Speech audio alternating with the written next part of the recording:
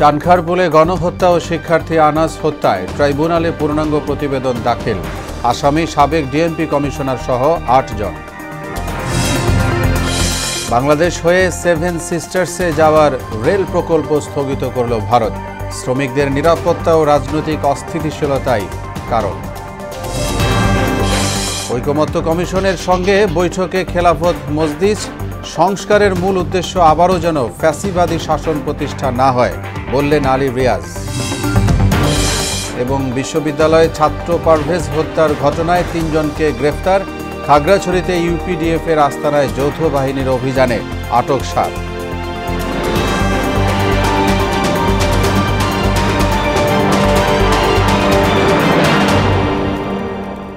আসসালামু আলাইকুম। আমন্ত্রণ মোহনা সংবাদে। এতক্ষণ শুনছিলেন শিরোনাম, সঙ্গে আছি মোহাম্মদ ওয়ালিউল্লাহ।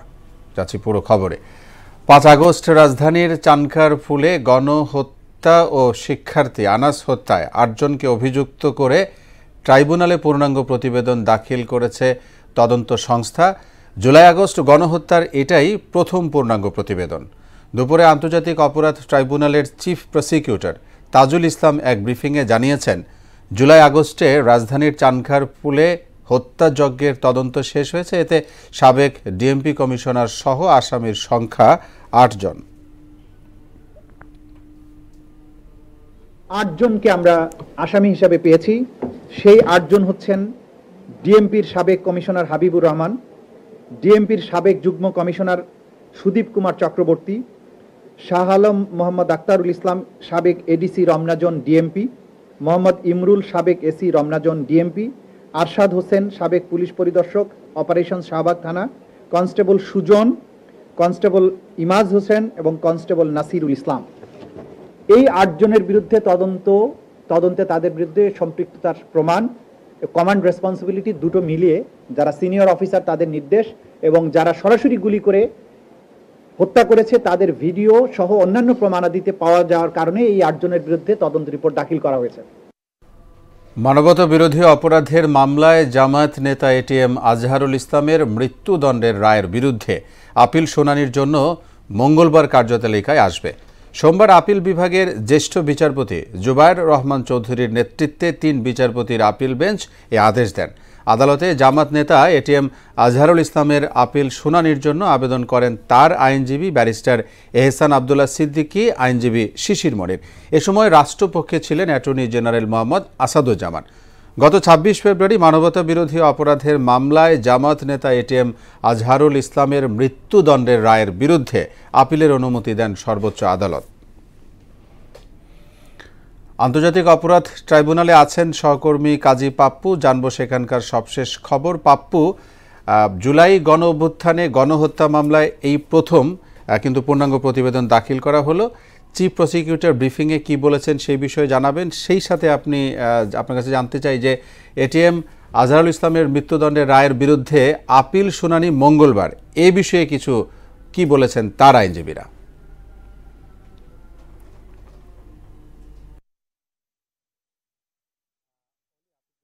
বললেন যে আপনি জানেন যে চানখারপুলের যে ঘটনাটি ঘটেছিল, এবার যে ট্রাইব্যুনালের যে মামলাগুলো ছিল যার ভিতরে সবচেয়ে হৃদয় বিদারক স্পর্শকাতর যে মামলাগুলো ছিল তার ভিতরে চানখারপুল ছিল সাভারের আশুলিয়ায় যে ৬ জন লাশ পোড়ানো, এই দুটি মামলাই কিন্তু সবসময় বলে এসেছিল ট্রাইব্যুনাল থেকে চিফ প্রসিকিউটররা যে এই দুটো মামলা দিয়েই ট্রাইব্যুনালের বিচার কাজ শুরু হবে। যারই যাত্রাটা শুরু হলো আজকে, যেটা আমরা দেখলাম যে চানখারপুলের যে ৬ জনকে হত্যা করেছে পুলিশ, সেই পুলিশ ৬ জনের হত্যার যে চার্জশিট সেটা চিফ প্রসিকিউটর বরাবর দাখিল করা হয়েছে এবং যেটা আগামী সপ্তাহের ভিতরে ট্রাইব্যুনালে যারা বিচারপতি রয়েছে তাদের কাছে দেওয়া হবে এবং তারপর পরেই বিচার কাজ শুরু হবে। এবং সেখানে কিন্তু চিফ প্রসিকিউটর আরেকটি কথা বলেছেন যে আশুলিয়া যে ৬ লাশ পোড়ানো সেটারও তদন্ত একদম শেষের পর্যায়ে ২-১ দিনের ভিতরেই হয়তোবা সেই তদন্ত রিপোর্টটা তারা পেয়ে যাবে এবং সেটাকেই এবং চানখারপুল এবং আশুলিয়া এই দুটো মামলাই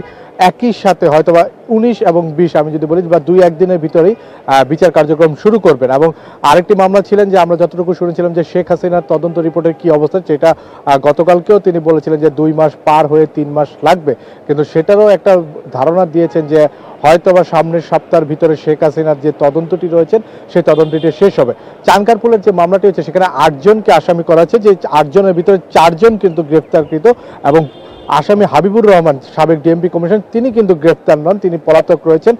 তো সেই ক্ষেত্রে আমরা তাকে চিফ প্রসিকিউটরের কাছে জানতে চেয়েছিলাম যারা পলাতক রয়েছেন তাদেরকে আসলে ইন্টারপোলের মাধ্যমে রেড অ্যালার্ট জারি করে তাদেরকে গ্রেফতার আনা হবে কিনা। তখন তিনি বলেছেন আসলে ইন্টারপোলের সাহায্য সবসময় এত তাড়াতাড়ি চাওয়া যায় না, আগে দেখতে হবে যে তারা আসলে দেশের ভিতরে পলায়ন রয়েছে কিনা। যদি তারা দেশের ভিতরে পলায় থাকে তাহলেই তাদেরকে আগে আইন শৃঙ্খলা বাহিনীর রক্ষাকারী বাহিনী গ্রেফতার করার চেষ্টা করবে। যদি তারা তথ্য পায় যে না তারা আসলে দেশে নেই, দেশের বাইরে চলে গেছে, তাহলে সেক্ষেত্রে ইন্টারপোলের সাহায্য চাওয়া হবে।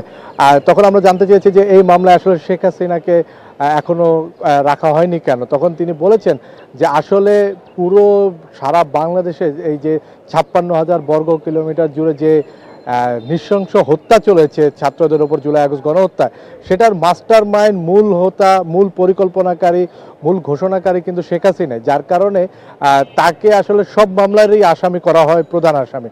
যার কারণে তিনি তো সুপ্রিনটেন্ডেন্ট কমান্ড মানে তিনি প্রধান কমান্ডার, যার কারণেই তাকে আসামি হিসেবে রাখা হয় সব মামলাতেই। তো এটা হলো ট্রাইব্যুনালের ঘটনা। আর আপনি যেটা জানতে চাইছেন এটিএম আজহারুলের, আপনি জানেন যে এটিএম আজহারুলের 5ই আগস্টের যখন সরকার একটা পরিবর্তন ঘটলো, প্রেক্ষাপট পরিবর্তন ঘটার পর তার আইনজীবীরা আপিল বিভাগে একটি তার রিভিউ আপিল করেন, যেখানে তাকে মানে তার যে শাস্তি ফাঁসি সেখান থেকে বের করে আনার জন্য সেটারই শুনানি হবে আগামীকাল, যেটা ধার্য করা হয়েছে। প্রধান বিচারপতি থাকবেন সহ তার নেতৃত্বাধীন 5 বেঞ্চ থাকবেন এবং কালকে তারা আবারও কেন এটিএম আজহারকে ছেড়ে দিতে হবে সেই বিষয়ে তথ্য তুলে ধরবেন। তো এই ছিল আমার কাছে সর্বশেষ। জি পাপ্পু, ধন্যবাদ জানাচ্ছি আপনাকে আমাদের সঙ্গে যোগ দেওয়ার জন্য। বাংলাদেশে রেলওয়ের সংযোগ ও সম্প্রসারণ প্রকল্পে প্রায় 5,000 কোটি রুপির অর্থায়ন ও নির্মাণ কাজ স্থগিত করেছে ভারত। শ্রমিকদের নিরাপত্তা ও রাজনৈতিক অস্থিতিশীলতার কারণ দেখিয়ে এ সিদ্ধান্ত নেওয়া হয়েছে।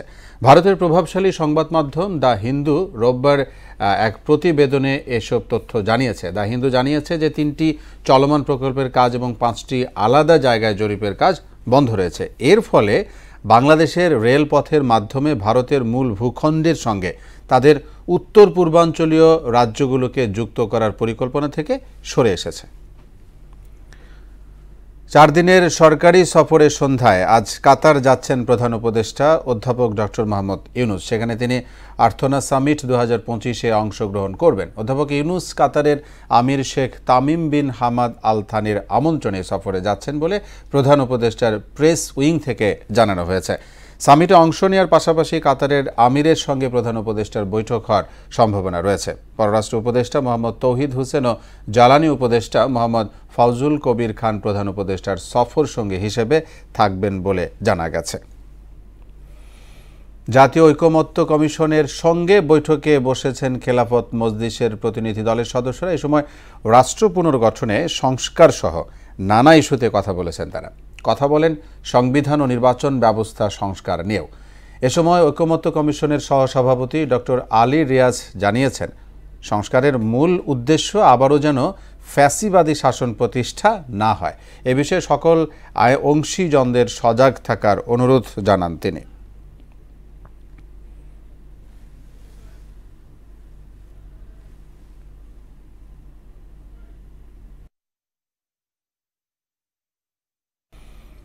এদিকে নিবন্ধনের জন্য নতুন রাজনৈতিক দল হিসেবে সাংস্কৃতিক ঐক্যজোটের শুনানি শেষ হয়েছে নির্বাচন কমিশনে। সেখানে আছেন সহকর্মী এমআর আসাদ। বিস্তারিত জানবো আসাদের কাছ থেকে। আসাদ, নিশ্চয়ই শুনতে পাচ্ছেন, ঐকমত্য কমিশনের সঙ্গে খেলাফত মজলিসের বৈঠকে ঠিক কোন কোন বিষয়ে নিয়ে আলোচনা হয়েছে আপনি জানতে পেরেছেন কিনা?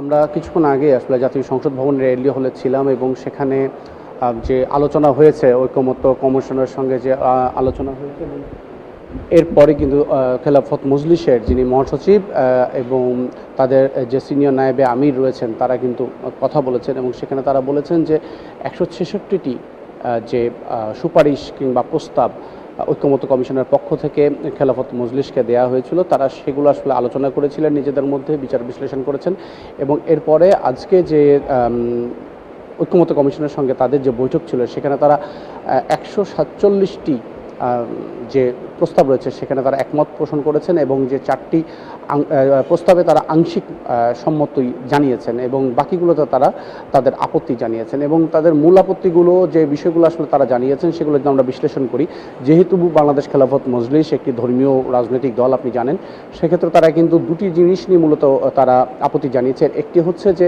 তারা চায় যে সংবিধানে আল্লাহর ওপর যে পূর্ণ বিশ্বাসটাকে আর তারা চায় যে পুনর্বহাল করা হোক সেটি তারা চান এবং এর পাশাপাশি তারা চান যে বহুত্ববাদের যে একটি অংশ রাখা হয়েছে সেটি নিয়েও তারা আপত্তি জানিয়েছেন। তারা বলছেন যে আসলে সেটি আল্লাহর একত্ববাদের সঙ্গে আসলে সাংঘর্ষিক, সেজন্য আসলে তারা মূলত এই বিষয়টি নিয়ে তাদের আপত্তি জানিয়েছেন। এই বিষয়ে এছাড়াও যে বিষয়টি তারা জানিয়েছেন যে প্রাদেশিকভাবে বাংলাদেশকে 4টি প্রদেশে ভাগ করার যে সিদ্ধান্ত বা যেটি প্রস্তাবনা বা আলোচনা চলছে সেটিরও তারা বিরোধিতা করেছেন। এছাড়া রয়েছে যে চেয়ারম্যানরা যে ওয়ার্ড মেম্বারদের ভোটে নির্বাচিত হবেন সেটিরও তারা বিরোধিতা করেছেন। তবে আংশিক যে আপত্তি তুলেছিলেন এর মধ্যে একটি ছিল যে ছাত্রদের প্রতিনিধিত্বের বিষয়টি নিয়ে তাদের আপত্তি ছিল, তবে পরবর্তীতে ঐক্যমত্য কমিশনের সঙ্গে আলোচনার মাধ্যমে সেটির একটা সুরাহা আসলে তারা করেছেন। আসাদ, আরেকটি বিষয় আপনার কাছে জানার ছিল, নতুন দলের নিবন্ধনের শুনানির সবশেষ কি খবর আপনার কাছে রয়েছে সেটিও জানাবেন আমাদের।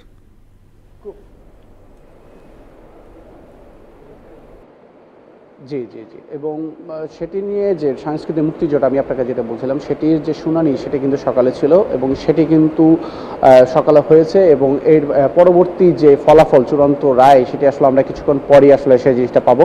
আর বিকেল 3টা বাজে বাংলাদেশ ঐক্য জোট যেটা OIJ নামে পরিচিত সেটিরও একটি আলোচনা রয়েছে এবং তারা প্রধান নির্বাচন কমিশনারের সঙ্গেও বৈঠকে বসবেন। সেখান থেকে পরবর্তীতে তথ্য পেলে আমি আসলে চূড়ান্ত ফলাফল আপনাদেরকে জানাতে পারবো। অলি, ধন্যবাদ আপনাকে আমাদের সঙ্গে যুক্ত হয়ে সবশেষ খবর জানানোর জন্য। দেশের 91% কোম্পানি নিয়মিত রিটার্ন কর প্রদান করছে না বলে সিপিডির গবেষণায় উঠে এসেছে, যেখানে উল্লেখ করা হয় দেশের 2,88,000 রেজিস্টার্ড কোম্পানির মধ্যে কর্পোরেট ট্যাক্স দিচ্ছে মাত্র 24,000 কোম্পানি, যা মোট কোম্পানির 9%। গবেষণায় আরও উঠে এসেছে প্রতি বছর 2,30,000 কোটি টাকা কর ফাঁকি দিচ্ছে কোম্পানিগুলো।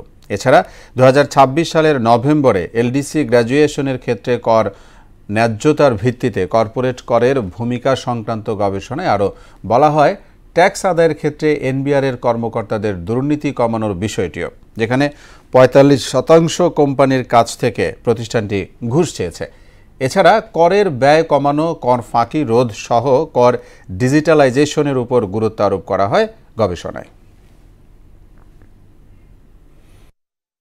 প্রাইম এশিয়া বিশ্ববিদ্যালয়ের শিক্ষার্থী জাহিদুল ইসলাম পারভেজ হত্যার ঘটনায় 3 জনকে গ্রেফতার করেছে পুলিশ। ভোরে তাদের গ্রেফতার করা হয়। গণমাধ্যমে এ তথ্য নিশ্চিত করেছেন বনানী থানার ভারপ্রাপ্ত কর্মকর্তা রাসেল সারোয়ার। গ্রেফতারকৃত আসামিরা হলেন খুলনা জেলার মোহাম্মদ মাহবুবুর রহমানের ছেলে মোহাম্মদ আল কামাল শেখ ওরফে কামাল, ময়মনসিংহ জেলার মোহাম্মদ লালমিয়ার ছেলে আলভি হোসেন জুনায়েদ এবং জামালপুর জেলার সুলাইমান শেখের ছেলে আলামিন সানি। পুলিশ জানিয়েছে আসামিরা হত্যাকাণ্ডের সময় ঘটনাস্থলে উপস্থিত ছিল এবং তারা হত্যাকাণ্ডের সঙ্গে জড়িত ছিল মর্মে সাক্ষ্য প্রমাণ পাওয়া যায়। সিসিটিভি ফুটেজেও তাদের উপস্থিতি দৃশ্যমান হয়েছে।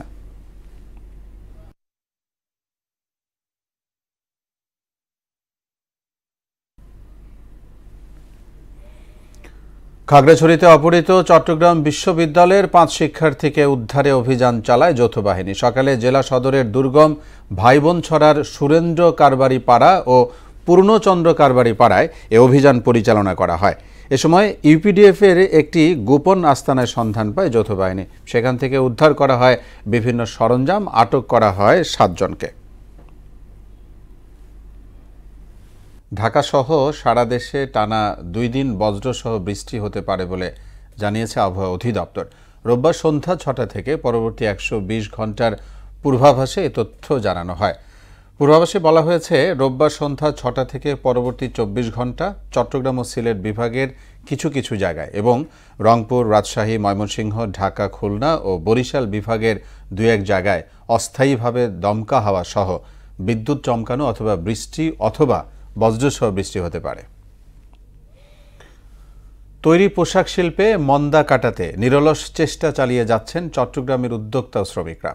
রপ্তানি বাড়াতে সরকার ও আন্তর্জাতিক ক্রেতাদের সঙ্গে নিয়মিত যোগাযোগ করছে বিজিএমইএ। তাদের প্রত্যাশা মন্দার প্রভাব পড়বে না দেশের অর্থনীতিতে। আফসানা নূরের প্রতিবেদন, জানাচ্ছেন তাহসিন তারিন। চট্টগ্রামের পোশাক শিল্প দেশের রপ্তানি আয়ের অন্যতম উৎস হলেও বর্তমানে এটি কঠিন সময় পার করছে। বিদেশি অর্ডার যেমন কমেছে, তেমনি বেড়েছে উৎপাদন খরচ। ফলে শ্রমিক ও মালিক দুপক্ষই আছেন চাপে। ইউরোপ, আমেরিকা থেকে অর্ডার আগের মতো আসছে না, কিন্তু থেমে নেই খরচ। ফলে কারখানা চালানো কষ্টকর হয়ে পড়েছে বলে দাবি মালিকদের। আমেরিকান মার্কেটে কাস্টমারদের উপরে বিরাট প্রতিক্রিয়া চলতেছে। অলরেডি তারা order stop, production shipment cancel করে দিচ্ছে, প্রোডাকশন সাসপেন্ড করতেছে, সাময়িক হচ্ছে। কারণ তারা 37% আপনার ট্যারিফ দিয়ে ওই মাল তারা যেখানে বিক্রি করার কথা সেই বিক্রিতে করতে পারছে না বলে তারা হিউজ লস অকার করবে। এই জন্য তারা এটা নিয়ে খুবই উদ্বিগ্ন। চাপ সামলাতে অনেকেই সীমিত পরিসরে কাজ করছেন। এখন আরও অনেক ফ্যাক্টরি বন্ধ হয়ে যাবে, তারা আমেরিকার কাজ করে। বন্ধ হয়ে গেলে কী হবে, অনেক শ্রমিক, লক্ষ লক্ষ শ্রমিক জবলেস হয়ে যাবে। গার্মেন্টসের মালিকরা ব্যাংক্রাফট হয়ে যাবে। দেশের অর্থনৈতিক অবস্থা ভয়াবহ হবে। এই জিনিসটা হালকাভাবে নিলে হবে না। চাপে আছেন শ্রমিকরাও। পরিবর্তিত পরিস্থিতিতে একদিকে নেই চাকরির নিশ্চয়তা, অন্যদিকে যে পরিমাণ মজুরি জুটছে তাতে সংসার চালানোই দায় হয়ে পড়েছে। বাংলাদেশ থেকে মাল ঢুকবে না, সেই জন্য না ঢুকলে মাল অর্ডার থাকবে না, ফ্যাক্টরি বন্ধ হবে, কোম্পানি বেতন দিতে পারবে না, তোমার মতো বনা দিতে পারবে না, দেশে একটা অরাজকতা সৃষ্টি হবে। তার যদি ইনকাম সোর্সই না থাকে, সে যদি ঘরে বসেই থাকে, তার পরিবারটা তো একটা হুমকির মুখে চলে যাবে। সে খেতে পারবে না, তার জৈবিক চাহিদা পূরণ করতে পারবে না, সে চিকিৎসা খাত পূরণ করতে পারবে না, প্রত্যেকটা জায়গায় তো হিমশিম খাবে। সংকট কাটাতে সরকার ও আন্তর্জাতিক ক্রেতাদের সঙ্গে নিয়মিত যোগাযোগ রাখছেন বিজিএমইএ। চলছে নতুন বাজার খোঁজা ও শ্রমিকদের সুরক্ষা নিশ্চিতের কাজও। আমাদের সরকারও চেষ্টা করছে, অলরেডি চিঠি দিয়েছে ট্রাম্প সরকারকে এবং ভবিষ্যতে ওরা কথাও বলবে। এগুলো এখন এটা নেগোসিয়েশনের বিষয় আছে। আর স্টেক হোল্ডারদের সাথে বসে যদি একটা সুনির্দিষ্ট জায়গায় আসতে পারে, তাহলে কিছুটা অংশ এখান থেকে আমরা সেভ করতে পারবো। উদ্যোক্তাদের প্রচেষ্টা এবং শ্রমিকদের অধম ইচ্ছাশক্তির কল্যাণে আবারও অবস্থান মজবুত করবে চট্টগ্রামের পোশাক শিল্পকে, এমনটাই বিশ্বাস সবার। তাহসিন তারিন, মোহনা সংবাদ। দেশের বাইরের খবর। ইসরায়েলি বর্বরতায় বিধ্বস্ত গাজায় আরও 33 ফিলিস্তিনি নিহত হয়েছেন। এতে 51,200 ছাড়িয়েছে প্রাণহানি। উপত্যকাটিতে অবিলম্বে যুদ্ধ বন্ধের আহ্বান জানিয়েছেন পোপ ফ্রান্সিস। এদিকে যুক্তরাষ্ট্রের বিমান হামলায় ইয়েমেনে 12 জন নিহত হয়েছেন, আহত কমপক্ষে 30 জন। অন্যদিকে বেসামরিক অবকাঠামোয় হামলা বন্ধে রাশিয়ার কাছে প্রস্তাব দিয়েছে ইউক্রেন। ইশতিয়াক হোসেনের ডেস্ক রিপোর্ট। ইসরায়েলের লাগাতার হামলায় ধ্বংসস্তূপে পরিণত হওয়া গাজায় বেড়েই চলেছে লাশের মিছিল। সবশেষ আল মাওয়াসি, জাবালিয়া সহ একাধিক অঞ্চলে বিমান হামলা চালিয়ে আরও 33 ফিলিস্তিনিকে হত্যা করেছে নেতানিয়াহু বাহিনী। এতে 1.5 বছরেরও বেশি সময় ধরে চলা তাণ্ডবে 51,200 ছাড়িয়েছে প্রাণহানি। এছাড়া ইসরায়েলি হামলায় লেবাননে প্রাণ গেছে আরও 2 জনের। এদিকে মধ্যপ্রাচ্যের যুদ্ধবিধ্বস্ত ইয়েমেনের রাজধানী সানা ও উপকূলীয় এলাকা হুদেইদা শহরে মার্কিন বিমান হামলায় 12 জন নিহত ও 30 জন আহত হয়েছেন। সশস্ত্র গোষ্ঠী হুতিদের দাবি, একটি বিমানবন্দর ও একটি বন্দর লক্ষ্য করে 29টি বিমান হামলা চালানো হয়। ফিলিস্তিনিদের পক্ষ নিয়ে লোহিত সাগরে একাধিকবার মার্কিন জাহাজে হামলা চালায় হুতিরা। তাই গত 1 মাস ধরে হুতিদের বিভিন্ন স্থাপনা লক্ষ্য করে নিয়মিত হামলা চালাচ্ছে ওয়াশিংটন। গাজায় অবিলম্বে যুদ্ধ বন্ধের আহ্বান জানিয়েছেন পোপ ফ্রান্সিস। পাশাপাশি ফিলিস্তিনের মানবিক পরিস্থিতিকে গুরুতর উল্লেখ করে হামাসকে অবশিষ্ট জিম্মিদের মুক্তি দেওয়ার আহ্বান জানান এবং বিশ্বব্যাপী ইহুদি বিদ্বেষের নিন্দা জানান তিনি। অন্যদিকে টানা 3 বছরেরও বেশি সময় ধরে চলছে রাশিয়া ইউক্রেন যুদ্ধ। দীর্ঘ এই সময় রুশ আগ্রাসন ও ইউক্রেনের পাল্টা হামলায় হয়েছে হাজারো মানুষের প্রাণহানি। হামলার লক্ষ্যবস্তুতে পরিণত হয়েছে সামরিক ও বেসামরিক অবকাঠামো। এমন অবস্থায় রাশিয়ার কাছে বেসামরিক অবকাঠামোতে 30 দিনের জন্য হামলা বন্ধের প্রস্তাব দিয়েছেন ইউক্রেনের প্রেসিডেন্ট জেলেনস্কি। এদিকে চলতি সপ্তাহেই রাশিয়া ইউক্রেন একটি যুদ্ধবিরতি চুক্তিতে রাজি হবে বলে জানিয়েছেন মার্কিন প্রেসিডেন্ট ডোনাল্ড ট্রাম্প। নিজের সামাজিক যোগাযোগ মাধ্যম ট্রুথ সোশ্যালে দেয়া এক বার্তায় ট্রাম্প বলেন, দুই দেশ যদি একটি চুক্তিতে পৌঁছায় তাহলে তারা যুক্তরাষ্ট্রের সঙ্গে ব্যবসা করতে পারবে। ইশতিয়াক হোসেন, মোহনা সংবাদ। এ ছিল এখনকার মতো সংবাদ। পরবর্তী সংবাদ বিকেল 5:30টায়। এর আগে বিকেল 3টায় দেখবেন সংবাদ এক নজরে। মোহনার সবশেষ খবর জানতে ভিজিট করুন www.mohana.tv। সংবাদ দেখতে পারেন ফেসবুক ও ইউটিউবেও। এতক্ষণ সঙ্গে থাকায় ধন্যবাদ সবাইকে।